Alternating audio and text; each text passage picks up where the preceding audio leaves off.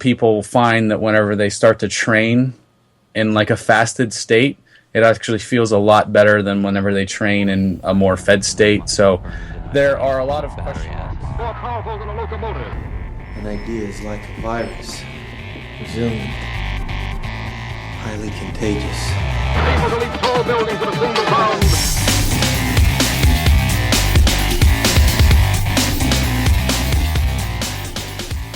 Hey guys, Jared Moon here from the Betterhumanology podcast, and today we have an interview. We'll be talking to Anthony Mychal of anthonymychal.com. This dude is the guy I am deeming as the Renaissance man of fitness. He can do all sorts of cool stuff from deadlifting a ton of weight to backflips and handstands and all sorts of crazy stuff. But what I wanted to talk to him about today is intermittent fasting. That's our topic for today's conversation because he has a lot of good information on it. This is something that can, help you build muscle or lose body fat and all sorts of stuff. So I knew that I needed to investigate it for the Betterhumanology podcast. So let's talk to Anthony Mychal and see what he has to say about intermittent fasting. Well, Anthony, I'm glad to have you on the show. Welcome to the Betterhumanology podcast. Thanks for having me. Yeah, man. Super stoked to get you on. I know we've been talking about doing this for a long time, and so I'm glad that we finally nailed down a date and time that worked for both of us. So this is great, man. First, before we hop into the topic of the day, which is going to be intermittent fasting, maybe you can tell me a little bit about yourself, your background, what you're doing now, so my listeners get a feel for who you are and what you do. Yeah, sure. So my name is Anthony Mychal. I just do a lot of writing right now. My entry into kind of the whole health and physical fitness space started way back. I mean, growing up, I was kind of I call myself a skinny fat kid. So my body was always on my mind. In high school, like ninth grade, this girl told me I had girl boobs, and man. So there's a lot of scars there. But so it was always on my mind. Just I would be the nerd playing video games and watching like Dragon Ball Z and being like, why can't I be that person? And then I would just sit there and like eat hot fries or something. But so it really began a long time ago. I couldn't really put things together until I found something called tricking, though.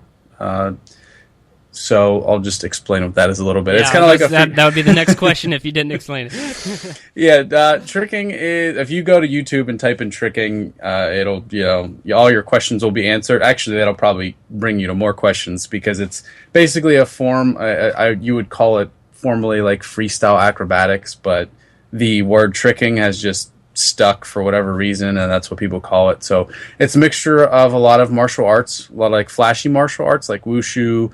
There's some capoeira elements, there's gymnastics, there's martial arts.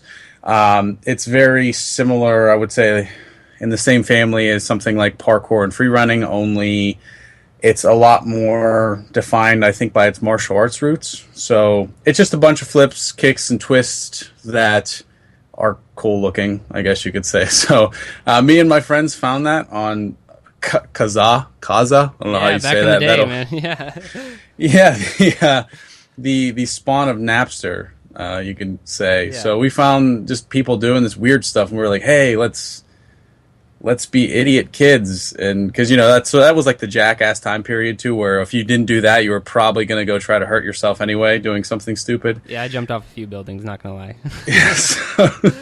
So we decided to do that in our backyards without like any formal training, and that kind of put a big, I guess you could say, mindset backbone to me. Like, hey, you're probably going to fall flat on your face trying something, trying to learn it yourself. You just got to get back up and keep going. So that was really the intro into things, because you realize, well, I probably should take care of myself if I'm going to do this. Like, I'm 18 and I'm walking around and my knees are all kind of bent out of shape, and I've sprained my ankle like 16 million times because I'm just an idiot kid. So yeah, I probably should care about my body. So that's kind of the big intro. And then that kind of filled into the more body composition space for me, and the whole strength training and, movement, taking care of yourself gig. Yeah, man. So when we first were emailing about kind of what we wanted to talk about in the podcast, it seemed like the topic list you gave me, like you're a renaissance man of fitness, if you will. Like you've dabbled in everything, and I don't want to say you're a jack of all trades because you're really good at most of the things that you do. So, and that all started from just tricking to just, funneling into living a healthy lifestyle. That's how you picked up all the rest of your skills? Well, thanks for saying I'm good. I'm pretty, in the grand scheme of things, I'm rather like, the max deadlifter in the world's like, I can only do like a fraction of that. But anyway, but yeah, they can't do like a backflip or anything like that. Like it's a balance. That is true. I guess I'll try to put that vote of confidence in my pocket. I've always wanted to, I guess, just look well built and do cool things. And I've just kind of tried to walk that, just try to walk the line, because I know it's tough. You get into the space where you're like bodybuilding, you care about how you look, and then you don't do anything else besides that. And then there's the other things of like tricking, where you're just a bunch of really wiry, skinny teenagers that don't care about your body. And so finding the balance was always kind of key for me. And, if it involved in either of those kind of doing cool things, and I would break that into, I kind of like the idea of lifting heavy things and controlling myself with like body weight movements, and then that tricking thing, which was, it just, I call it sometimes fast twitch acrobatic mischief. Like that's, just kind of cool to be able to throw yourself in the air and spin around a couple times and actually land on your feet 90% of the time. Yeah. So how, and what we're going to be talking about today is, and I'm going to say it wrong every time I say intermittent fasting. I'll just call it IF or if you want for us the episode, if you don't mind. But how did that come about? Well, see, this is kind of a funny story of how just things are just connected and random. I'm a big fan of randomness and random events kind of leading you in certain directions. So I was tricking one day, and let me move back. I think this 2011, January 2011, and I broke my foot in 5 places. I broke every metatarsal but my middle one, and I also had an avulsion fracture of the big toe. So my foot was kind of mangled, and the last thing, and it's ironic, I also was a teacher then, so I was up on crutches like all day, and my foot would just be terribly swollen, and whenever I would wake up, the last thing I'd want to do was like be up and moving, because my foot would swell and I would still have a whole teaching shift left, and I just couldn't do it. So I was like, I really just can't make myself breakfast. I have no, not only like would it just be a pain, but like literally like a pain in my foot, and then just destroy me for the rest of the day.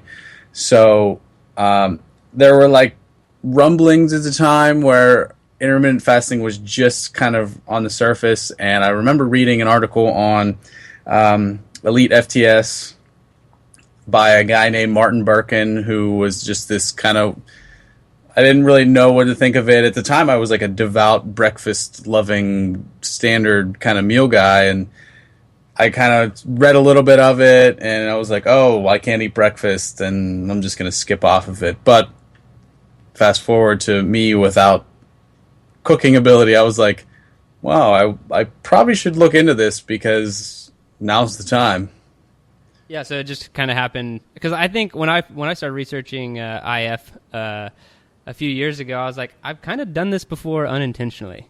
Just some of the breakdown, the hour gaps, and how people do it. So I think we should jump back and just, if you give a brief explanation, because you know what it is, I know what it is, but just in case anyone out there doesn't know what it is, I know the 2 words together make perfect sense. But could you give like a quick definition on intermittent fasting?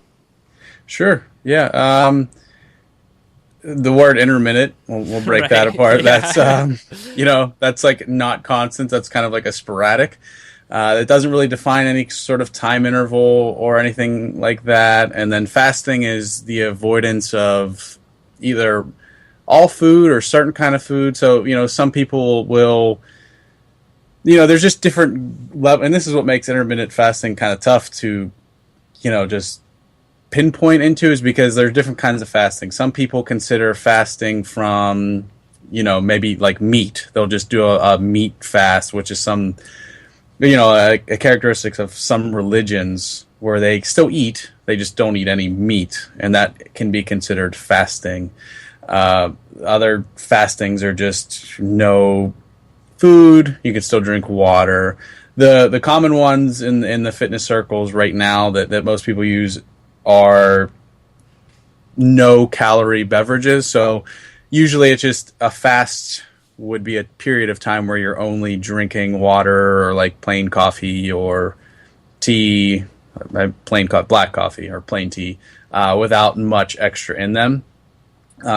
And I would probably go a step further and say the whole intermittent bit, you have to sort of hit a certain time point for it to be considered fasting. Because technically, if you eat every 3 hours, you could still say, well, I'm fasting in between my meals. 'Cause I'm not, usually there's a time where, the purpose of the fast is to sort of purposely put yourself in a state of nutritional stress. If there's questions that come about with that statement, you can ask them. But so it's to purposely hit a point where your body's sort of seeking or, asking questions about, well, where's the food coming from? I got to seek within to find what I need. And so the general time period is probably like 16 to 18 hours where that's kind of the cliff of no food intake for it to really kind of be considered a fast.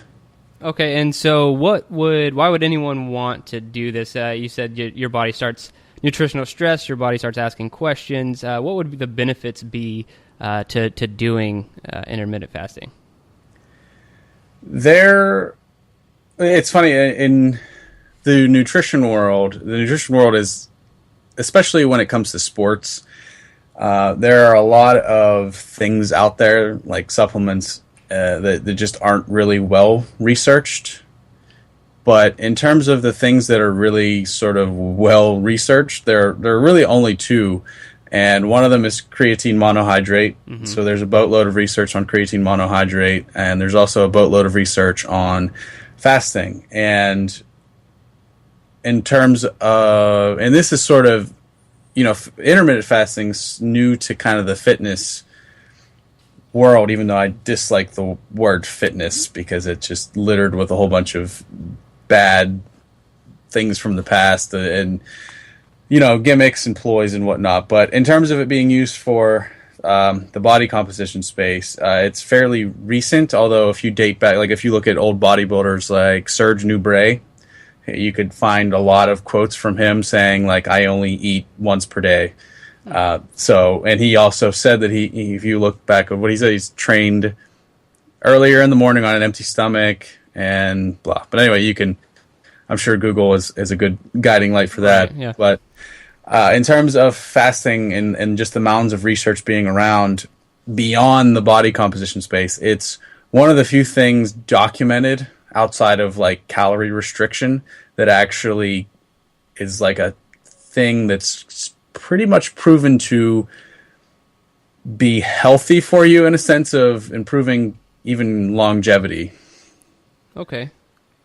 So, I mean, once you dig deeper below that, I think it's just a framework, a way to look at food and intake in terms of planning your day around. And I know, like, this is very vague sounding because in terms of there being like you definitely need to intermittent fast if you're trying to look better naked or lose fat or build muscle. I don't necessarily 100% agree with that. I think it works well for some that either have a tough time fitting in meals at certain times of the day, or some people find that whenever they start to train in like a fasted state, it actually feels a lot better than whenever they train in a more fed state. So there are a lot of question marks in terms of why anyone would. So I'm going to say maybe ask a different, more specific question if you can. Yeah. So let's. You said in the kind of body composition. So you said it could help build muscle, and you said it could burn fat. So kind of lean you out and help you gain muscle mass is one one benefit, and then also pretty much just living a healthier lifestyle is the other thing you said, right? Like longevity and helping you in the long run. So, I mean, that makes sense. But what about for like a performance athlete? Do you see a problem with that there? Like, or will it work for someone who's all performance driven as well, training in a fasted state? Yeah, let me hop back to one thing you said before in terms of it helping you. It can help you build muscle or lose fat. I mean, that's sort of the MO of anything out there. So one thing about intermittent fasting that I'd qualify, and this is something I say, is that it's a vehicle and not necessarily a direction. So I think a lot of people especially nowadays, intermittent fasting because they think it's going to immediately help them lose more fat, or it's primarily lose more fat because of the idea that you're not eating. Right. And part of the more science, quote unquote science, as opposed to using big words, science behind the fast is once you get deeper into the fast and you don't eat anything, then your body runs low on its liver glycogen stores, which then kicks your body into more of a state of nutritional ketosis, which then starts more fat burning processes. But that's all short term. The body is a wizard at handling short term stressors. But if you go and eat a giant cake right after you fast, that doesn't mean you're necessarily going to lose fat over the long haul. So that's why I say it's like a vehicle, not a direction. It's not necessarily going to build muscle unless everything else inside the framework of fasting is correct, and same thing with fat loss. So I think intermittent fasting as a framework is really good for people that just want less cognitive drain in terms of trying to structure their food intake, especially compared to like the 6 meal a day clan. Yeah. So if you find out you can get the same results only preparing and caring about 2 meals a day as opposed to 6, then it's a lot easier to manage from a lifestyle perspective. Oh yeah, I completely agree. So kind of what you were saying is not a magic pill. You know, like just with everything else in fitness and nutrition, is consistency is what's going to help you in the long run. Not just with intermittent fasting, but everything else has to be there as well, is what you're saying. Like the training and the consistency of your diet and all of that to actually be able to see the results based off of it, and not basically you can't have an intermittent fasting crappy diet and not train and expect to be a better human, is what I'm trying to say. Yeah. So, I mean, and with that, there are a lot of ways to go about sort of doing the intermittent fasting gig, but yeah, typically you're not going to find anyone that makes use of it that also doesn't have all their other ducks in a row, so to speak, that still see good results. So there are people out there that are going to starve themselves and say they're fasting and then skip training and use it sort of as a cover-up tool, but that's not really recommended in my opinion. Okay. And so you said that, and maybe this, I want to ask you your personal results or what you've done. But did you say 16 to 18 hours is the typical what you shoot for, or is that just something you've kind of seen other people do? I would say that the most popular, most popular form would be more of a lean gains approach to intermittent fasting, which is Martin Berkhan's sort of philosophy, and he uses a 16-hour non-feeding window. I think that's effective if you're going to go about it like daily. So his thing is every single day, that's how you make use of it. There are other guys like Brad Pilon who are, I guess you would say, intermittent fasting people. But for instance, Pilon recommends fasts that are a little bit longer in duration, done once or twice a week. And because they're a little bit more sporadic, that's whenever you're looking at more of like the 18 to 24 hour kind of gigs, just to the idea, again, back to the nutritional stress kind of thing, to the point where your body's like actually running out of its preferred fuel source, liver glycogen for the brain. In general, if you stop eating like right now, this very second, chances are within 24 hours, you're going to be out of liver glycogen. And that's something that I think I stole from a guy named Dr. Peter Attia, who I think runs a website called Eating Academy. He also writes a good bit about intermittent fasting. So much like I am like an eclectic person with fitness and training, I also borrow ideas from a lot of people and synthesize them into sort of my own framework just so I can make sense of things. So you'll hear me mention a lot of people. And that's just because I like to learn from many different people. Yeah, at least you're giving them credit.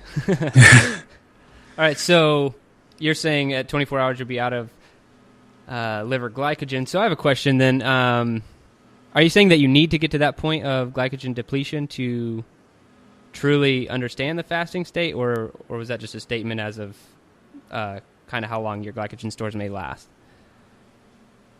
I would say you need to kind of hit that point to be considered in a fasted state.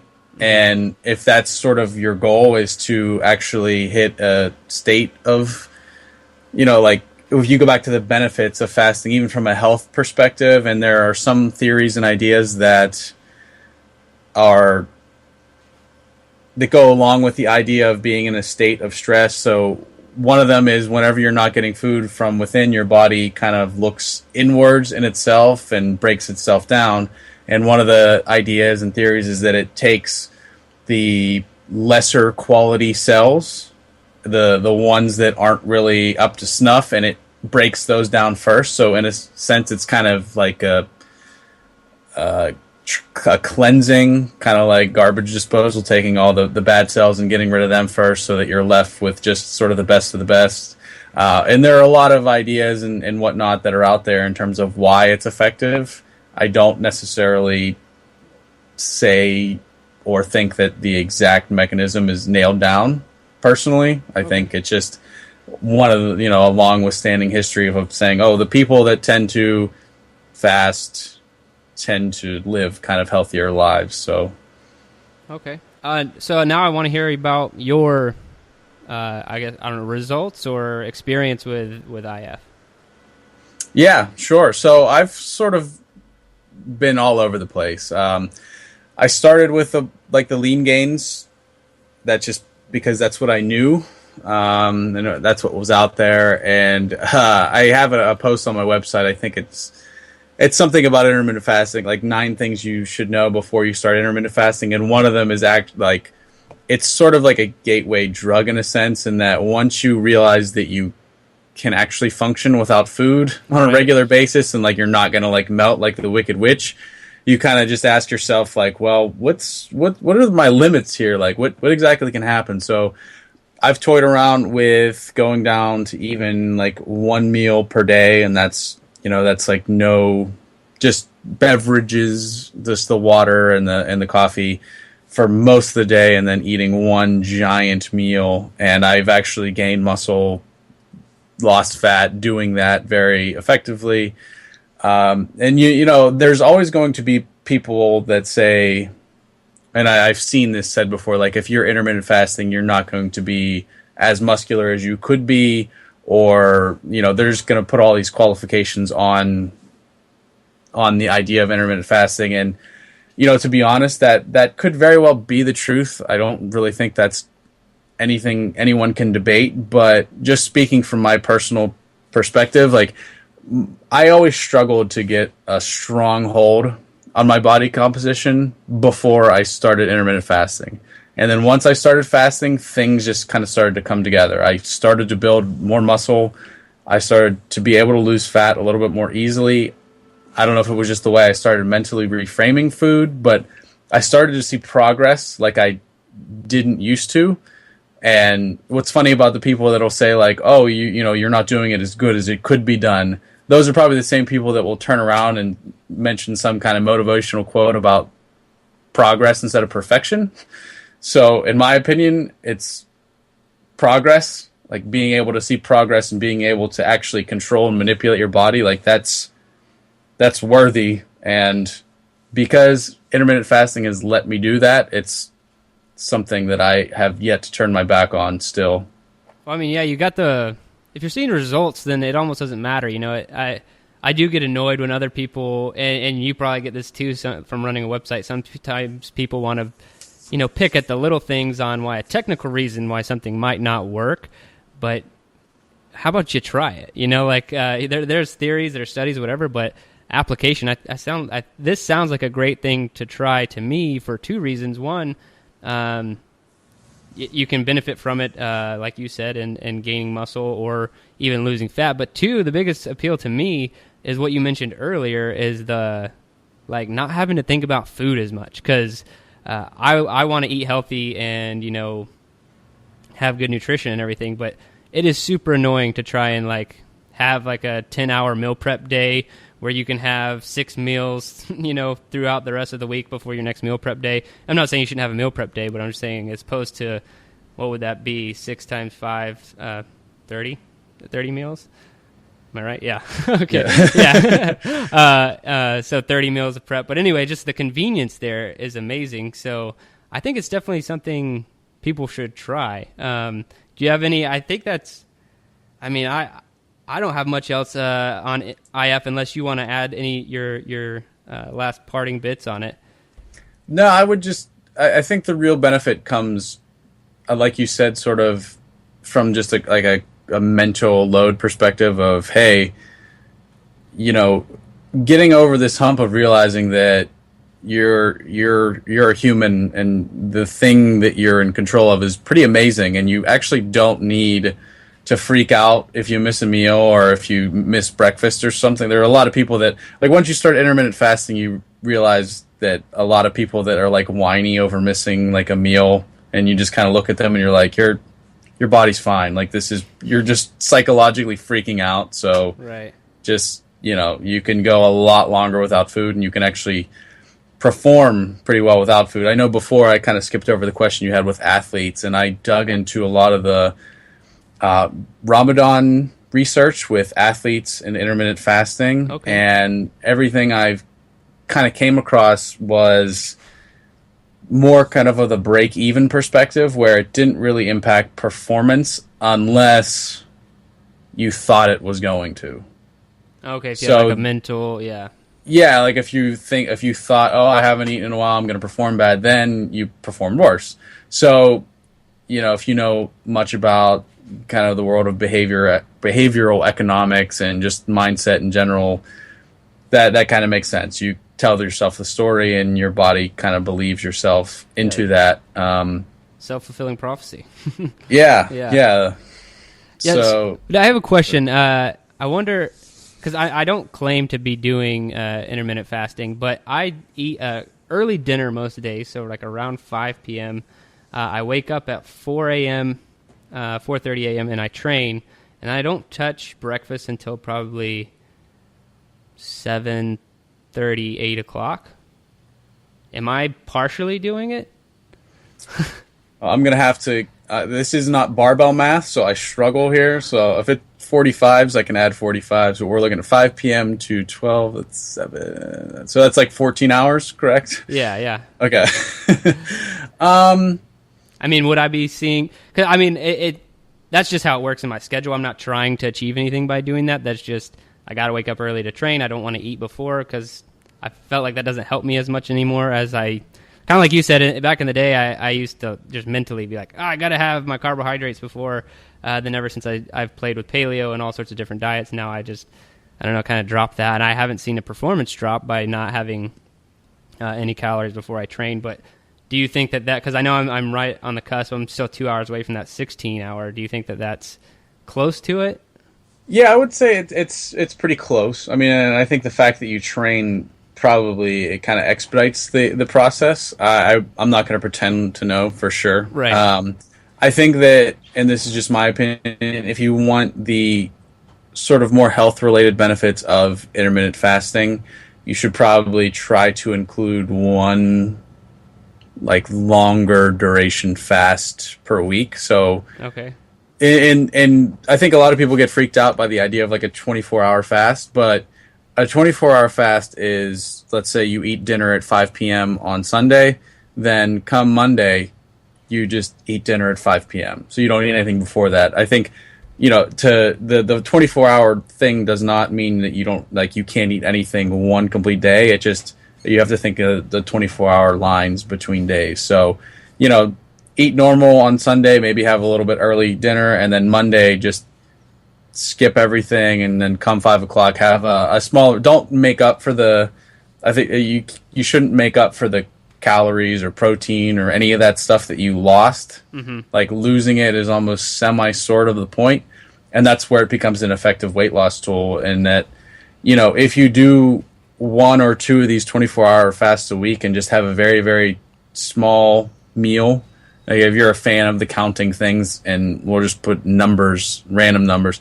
Say you need 2,000 calories every day, and then you have just these 2 fast days, or 24-hour fast days, and this is very Brad Pilon-esque, his book, Eat, Stop, Eat, is very good.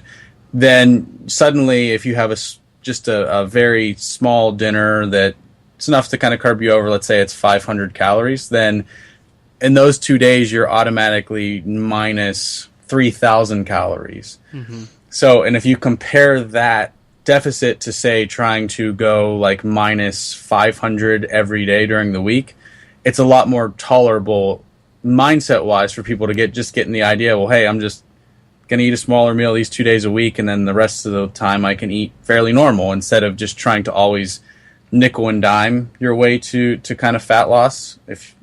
I think that's a good analogy. Yeah. So it's focusing on like the big wins as opposed to kind of the smaller wins that are very easy to get fooled by, because a lot of people that try to kind of only go 500 or some calories below their, metabolic rate, BMR, RMR, whatever one you want to use, the closer you inch towards your resting metabolic rate, the easier you are to kind of just mess up, because your metabolic rate fluctuates every day as is, and it's, unless you're like very, very, very accurately counting your food intake, it's very easy to mess up a little bit above, a little bit over there, and all it takes is just a little bit of mess up there to completely just neglect, like, or not hit a deficit for the day, or be a little bit over. So I like sort of the fasting strategies there, because it sort of ensures that you hit a deficit.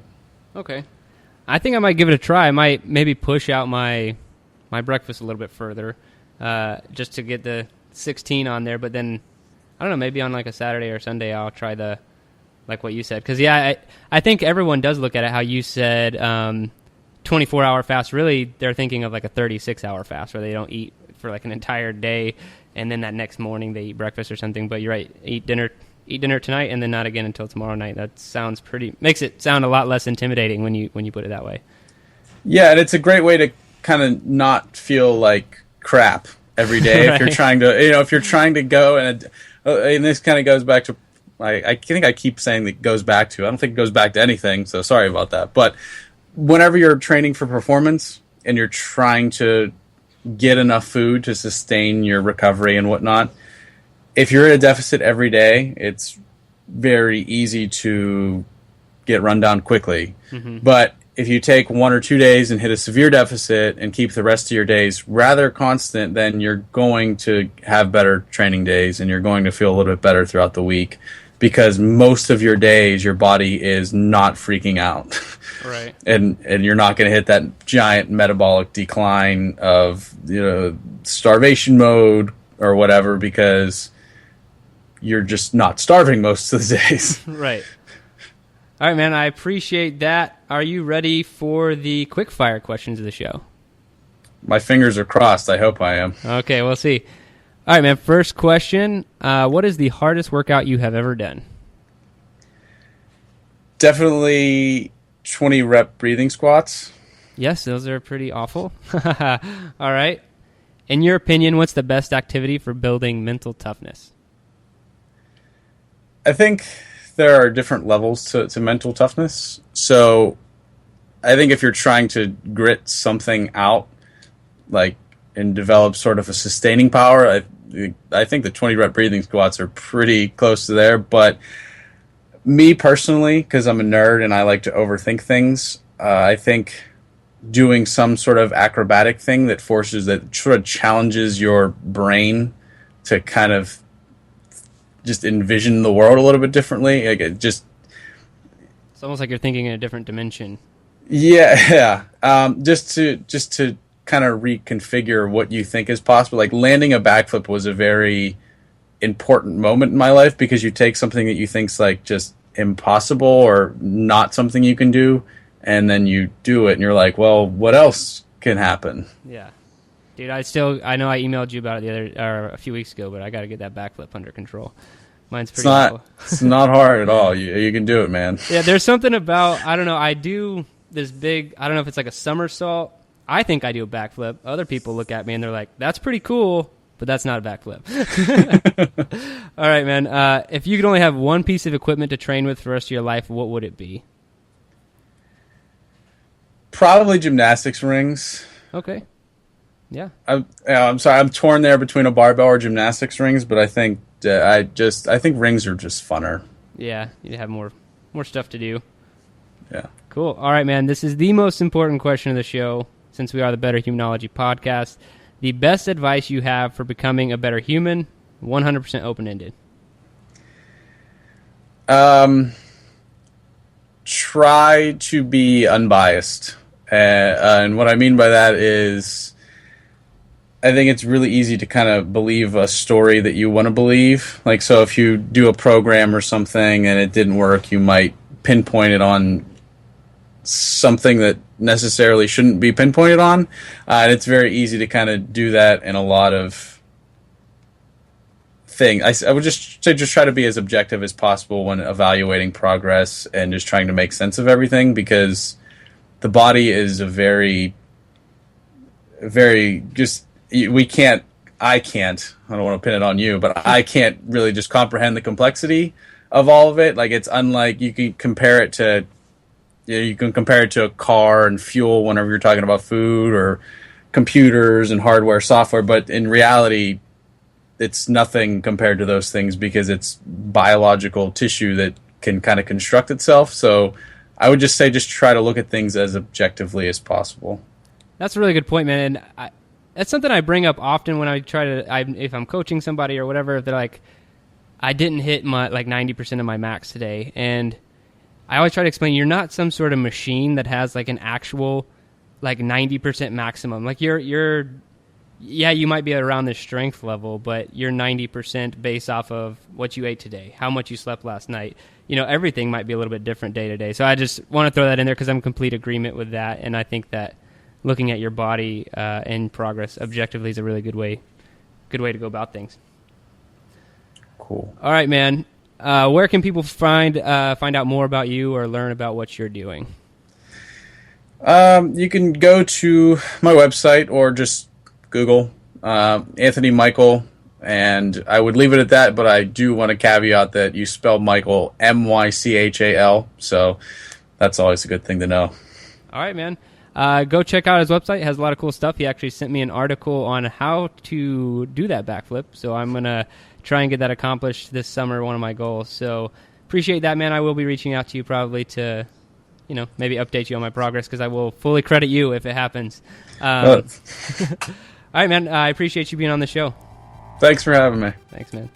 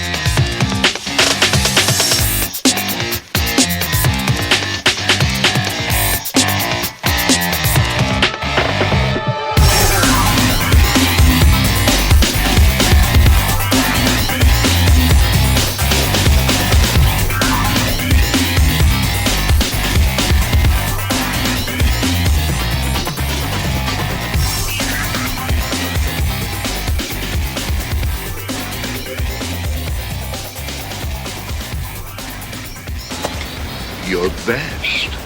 Losers always whine about their best.